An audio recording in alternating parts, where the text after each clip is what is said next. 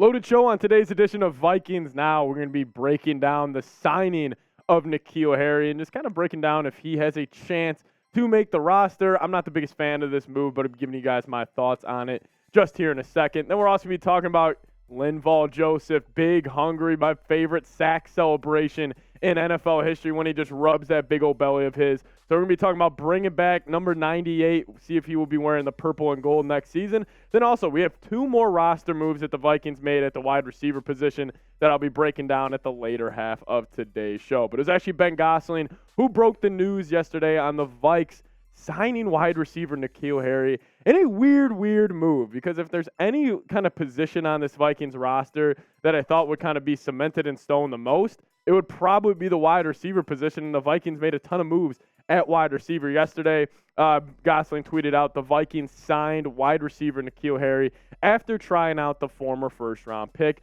at their practice facility. This was obviously after James Lynch was placed on the IR after tearing his ACL. But production for N'Keal Harry over his career so far, it's not going to blow you away. I mean, obviously the first-round pick has not lived up to those first-round pick expectations. I mean, only 64 receptions, 714 yards, 5 touchdowns, just over 11 yards per catch during his NFL career so far. And he had splash plays with the Bears last season. But again, he was not able to crack a Bears wide receiver room that frankly was not good last season. And the fact that he wasn't able to crack that, I just don't think he has any chance at all to make this roster for the Vikings. I mean, if we're looking at this Vikings roster right now at the wide receiver spot, the three faces and names you see on screen right now, those three are for sure making the roster. Then I can almost guarantee that Jalen Nailor is going to make this roster. But then it comes down to guys like Tristan Jackson, Brandon Poe, Jalen Reagor, Blake Prohl. It's going to come down to those other guys, but I think the Vikings probably keep 5 wide receivers, and I would think it would probably be Reagor and Nailor as the other two, and that's why I doubt he really makes this team. Obviously, it's going to go to Jefferson, it's going to go to Addison, it's going to go to KJ as the big 3 at that wide receiver spot, but then it's also going to probably have to go to Jalen Nailor, I'd assume. He has had a great camp, and then even a guy like Jalen Reagor, who we've heard great reports that he's been kind of taking that next step up. And, he could possibly be making this team as well. But also N'Keal Harry, he's wearing number 28. I'll just say this, not a good call by N'Keal. You're not going to make a lot of Vikings fans happy by wearing Adrian Peterson and Ahmad Rashad's number. So a little weird that 28 is going to be worn by somebody in the purple and gold again. I just think this was kind of his kiss of death a little bit to making the roster. I really doubt the Vikings are going to have a wide receiver on this team this upcoming year that wears number 28. Not a good call, but he's going to be wearing 28 for the Vikes next season. So if you see him in preseason, if you see a number 28 on the field, it's not Ahmad Rashad, it's not Adrian Peterson, it's the kid N'Keal Harry. But I ask you guys this question. This will actually be the pinned comment on today's video. If you guys have a different opinion than me, I don't think N'Keal is going to make this team. But if you disagree, let me know down in the comments section. This will be the pinned comment on today's video. So if YouTube throws an ad break your way, sit back, let it play, and give me a Y for yes or an N for no if N'Keal Harry makes this team. So this is what I'm excited to talk about today. Bringing back Linval Joseph. In terms of favorite Minnesota Vikings of all time, Linval's on a short list for me. I fell in love with the Vikings. Quick little side personal story here. I fell in love with the Vikings watching those Zimmer defenses growing up. And Linval Joseph was the anchor. He was that man in the middle of those defenses, combining with a guy like Harrison Smith, and obviously, the corners we had with Xavier Rhodes, Trey Waynes back in the days. Those are the Vikings teams I fell in love with. So a guy like Linval Joseph, if we could possibly bring him back, I'm all in. But he did play with the Philadelphia Eagles last season. He only played in eight games.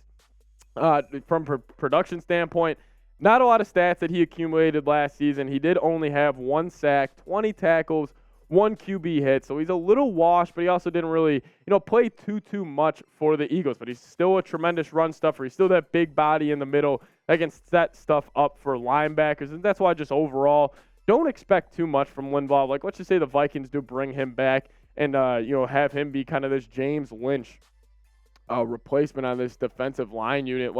Don't expect a lot. This will probably be a move where he'll play, every couple games or so and just be a true definition of a rotational piece. And he can kind of clock guys in and clock guys out and get guys extra breath. But I will say the number one benefit to bringing in a guy like Linval, just his veteran presence in the locker room. Like, Vikings have a lot of young guys at that D tackle spot. So just bringing in a guy like that, I think it'd have more benefit off the field than it does on. And that's why I'm still under the impression I would bring him back, because his off the field kind of contributions to this team, I think, would speak numbers in comparison to his on the field production. Like, obviously he's not the same guy that he was, anchoring those 2017, 2018 defenses for the Minnesota Vikings.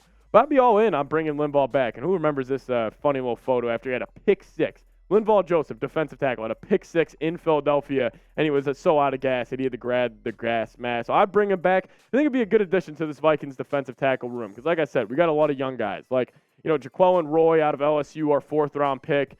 I don't expect him to start over Kyrus Tonga so far, but, you never know at that nose tackle spot.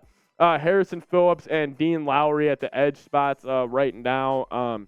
Don't expect that to change. Maybe a guy like Jonathan Bullard starts over Dean Lowry one game, or Ross Blacklock starts over Dean Lowry at another occasion. But Sheldon Day also in there. I mean, TJ Smith. Like, the Vikings have a bunch of it seems like maybe like mid guys at the D tackle spot. And, maybe a guy like Linval Joseph just could add a little extra juice to this room. But if you guys want to bring Linval back, type his jersey number that he wore for the Minnesota Vikings. Give me a 98 down in the comments section.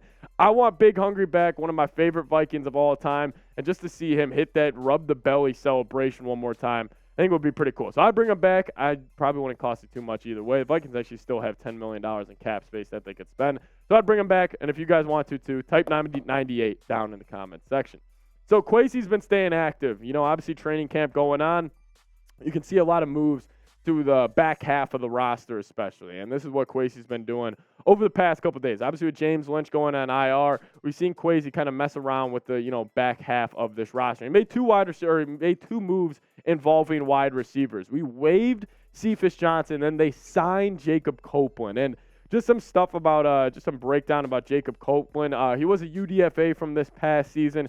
He played 6 seasons of college football. He played his first 4 at Florida, played his last 2 at Maryland. He never eclipsed over 700 yards in his college career. His best year was probably that 2021 season at Florida when it was technically his junior year, but his 4th year of college when he had 41 receptions, 642 yards, 5.7 yards per catch. Overall, he's a 6-foot receiver, 202 pounds. So that's Jacob Copeland. Again, with these receivers making this team, I just don't really expect them to have a chance to make this roster. I think the Vikings are going to run 5 wide receivers on the final 50-man or 53-man. I don't really think they're going to waver off that. Maybe if they do add a 6 wide receiver in there, they could bring N'Keal Harry, or maybe Jacob Copeland gets that lucky nod. But I don't expect the Vikings to have a lot of movement at their wide receiver spots. That's why a little shocking that they're waiving guys and signing 2 new guys at that receiver position. So something to just kind of keep your eyes on. Kwesi just kind of making a bunch of moves at the back half of his roster. But guys, preseason,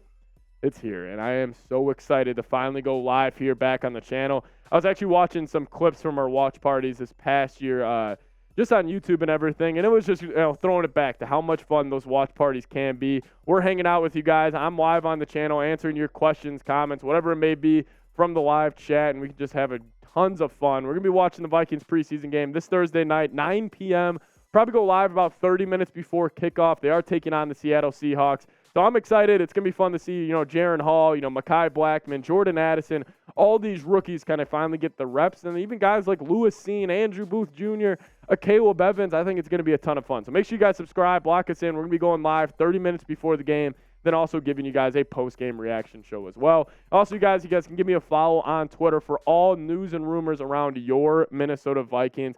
Make sure you lock us in. No matter what goes down around the Vikes, I'll have you covered on Twitter. Just give us a follow there at Pat Siepman. See you guys next time. Skol Vikes.